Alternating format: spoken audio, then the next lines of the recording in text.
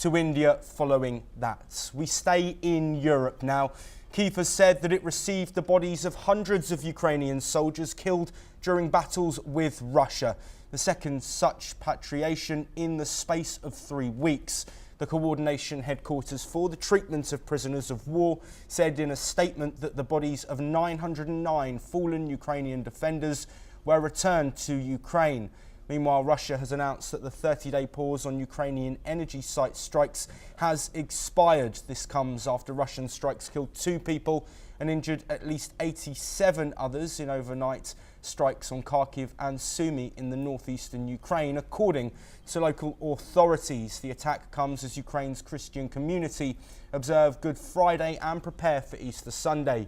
Ukrainian Foreign Minister Andriy Sybiha condemned the strike, calling it an act against any faith and human values.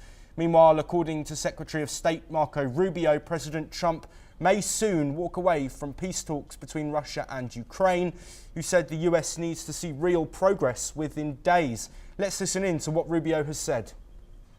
Came here yesterday to sort of begin to talk about more specific outlines of what it might take to end the war, to try to figure out very soon, and I'm talking about a matter of days, not a matter of weeks, whether or not this is a war that can be ended.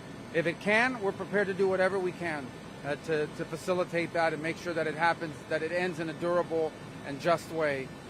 If it's not possible, if we're so far apart that this is not going to happen, then I think the president's probably at a point where he's going to say, well, we're done.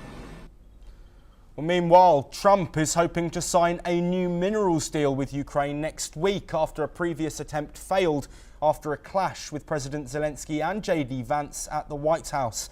The latest talks in Paris, which included European leaders for the first time, were described by Rubio as constructive, with European powers offering helpful ideas. He urged Europe to stay involved and consider easing sanctions on Russia, though most European countries recently agreed to increase them. On the other hand, China's foreign ministry has responded to Ukrainian President Volodymyr Zelensky's accusation that China is supplying weapons to Russia. China, which has maintained close economic ties with Moscow, reiterated its position of neutrality in the war. Let's listen in to what was said. 中方从未向冲突任何一方提供致命性武器，严格管控军民两用物项。乌方对此是十分清楚的，也公开表示，俄方进口武器的零部件，多数来自美国等西方国家。中方坚决反对无端指责和政治操弄。 Well, joining us to discuss all of these developments around the Russia-Ukraine war is Alexander Kryev, a senior lecturer at the Kyiv Molia Academy, an expert at the Ukrainian PRISM think tank, joining us from Kyiv. Alexander, thank you very much for being here and joining us. The first point I'd like to talk about are these comments that we've heard from US Secretary of State Marco Rubio.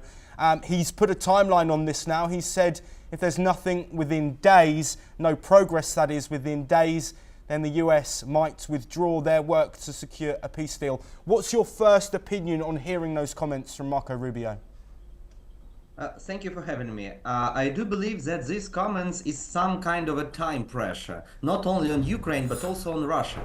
Because we do see a lot of excitement in Russia because of the Trump's initiatives, because of the Trump's activity on the Russo-Ukrainian war. We do see that Russians, although they're still attacking, they're still trying to grab as much land as possible. They're still conducting drone and missile strikes every day on Ukraine, starting since Wednesday. And each day we have somebody killed or mutilated by Russian strikes. They at the same time are quite happy to go on Trump's terms, and they're trying to push their own terms because of Trump's willingness to make such negotiation possible. And for Ukraine, of course, these negotiations are also necessary because of the war fatigue, because of the necessity to conduct reforms, especially in security sector. So Trump's team within Marco Rubio's notes says directly to Ukraine and to Russia that if you will not comply with our terms and if you will not go to the negotiation table, then we're done. There will be no negotiations, which is a no-goer both for Moscow and Kyiv. Yes, absolutely, Alexander. Looking now at that meeting that has, of course, taken place in Paris with US intervention. What pressure do you think now was needed from the US and European allies of Ukraine to support in ending this war, and could that involve easing of sanctions, as Rubio has mentioned? From Ukrainian point of view, and I also do believe from European point of view, according to my sources and to my communication with our European colleagues, the view of Europeans and Ukrainians is completely different. From our point of view, it is only the expansion of sanctions and adding new sanctions to the sanction list of US may help put Russia at the negotiating table. Because as of now, we do see that the American administration are trying their best to soothe their relations with Moscow. They're trying to play with them, they're trying to be nice, they're trying to be very complimentary towards Putin, but at the same time we do understand here in Ukraine that Russia only understands force, and nothing will make them comply with international norms and with negotiation rules if they are not feeling they have the upper hand. If Russia feels they can get more, if Russia feels themselves to be in power, either militarily, diplomatically or economically, Russia will still push, and Russia will still damage any negotiations they're taking